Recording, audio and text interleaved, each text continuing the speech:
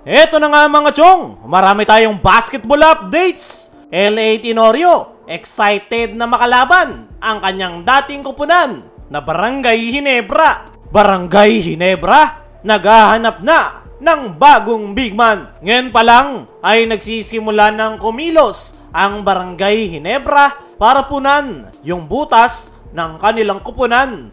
Yung mga naging problema nga nila sa mga nakalipas na conference ay yung kanilang kakulangan sa kanilang front court position. Simula nang mawala si Christian Stan Hardinger ay doon na nga nagkandaleche-leche ang kupunan ni Coach Tim. Hirap silang may pagsabayan sa loob ng painted area at mas lalo pang hihirap ang sitwasyon ngayon ng kupunan ni Coach Tim Cone dahil sa pagkawala ni Jamie Malonzo. Kaya naman, expected talaga na gagalaw ang Ginebra para solusyonan ang kanilang problema. Hindi naman po pwedeng umasa lang sila kay Japet Aguilar. Nakita nyo naman yung nangyari sa mga nakalipas na conference. Hindi kinakaya ni Japet na mag-isa lang sa loob ng painted area, lalong-lalo na kapag nakakatapat niya na yung mga legitimate big man gaya ni Junmar Fajardo. Hindi na nga bumabata itong si Japet. 38 years old na nga ito at nalalapit na ang pagre-retiro. Kaya naman,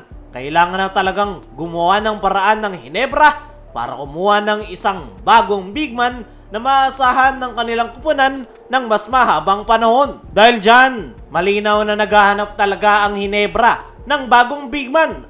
Pwedeng manggaling ito sa free agency, pwede sa PBA rookie draft, pero malamang sa malamang, manggagaling yan sa trade. Pero ang tanong, anong klaseng big man ba ang swak sa sistema ni Coach Tim Cone? Unang-una, kailangan nila ng rebounder at rim protector. Someone who can defend the paint at magbibigay ng extra possessions. Pangalawa, kailangan nila ng team player. Hindi nga importante kay Coach Tim kung makapuntos man ng malaki o hindi. Ang kailangan nga nito ay isang team player, marunong pumasa at makakasabay sa kanyang sistema na triangle offense. Yan nga yung pinaka-importante sa lahat. At yan nga yung unang tinitingnan ni Coach Tim sa isang player.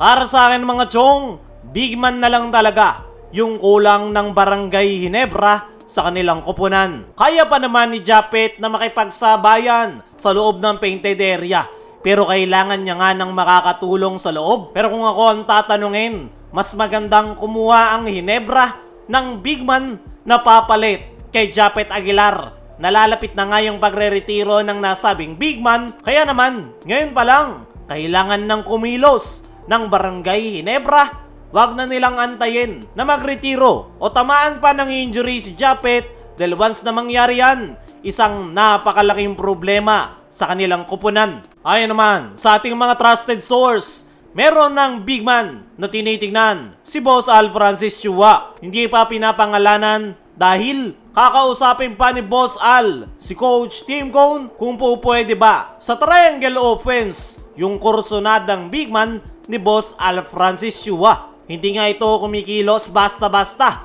Inaantay niya nga yung go signal ni Coach Tim dahil si Coach Tim Cone pa rin talaga ang mas nakakaalam kung ano yung kailangan ng Barangay Ginebra. Dahil kapag kumilos basta-basta si Boss Al ay baka hindi mag-fit sa kanilang sistema at masasayang lang dahil hindi magagamit ng maayos ni Coach Tim Cone. Ayon pa sa ating mga trusted source ay nagpapahinga nga lang si Coach Tim Cone, pero expected na sa mga susunod na araw ay magkakaroon na ito ng meeting with Barangay Ginebra para sa kursunadang big man ni Boss Al Francis Chua. Kayo mga chong, ano ang masasabi nyo? Ngayong gagalaw na ang Ginebra para kumuha ng big man. I-comment mo lang dyan sa ibaba. Dumako naman tayo dito sa kabilang balita. LA Tenorio, excited na makalaban ang kanyang dating kupunan na Barangay Ginebra. Eto nga ang si LA Tenorio mga chong ay tuluyan ng nagretiro matapos itong lumipat sa Magnolia Hotshots bilang panibagong head coach.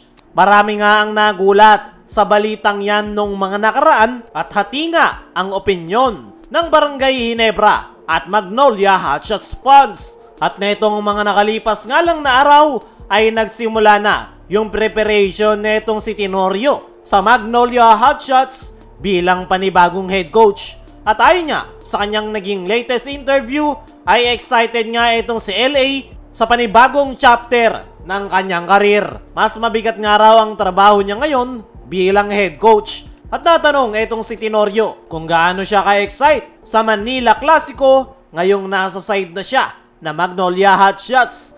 Ayon kay LA Tenorio ay hanggang sa ngayon ay hindi pa nga rin daw siya makapaniwala na siya na ang head coach ng Magnolia. At once nga raw na makatapat niya ang Ginebra sa Manila Clasico ay mix nga raw yung kanyang emosyon.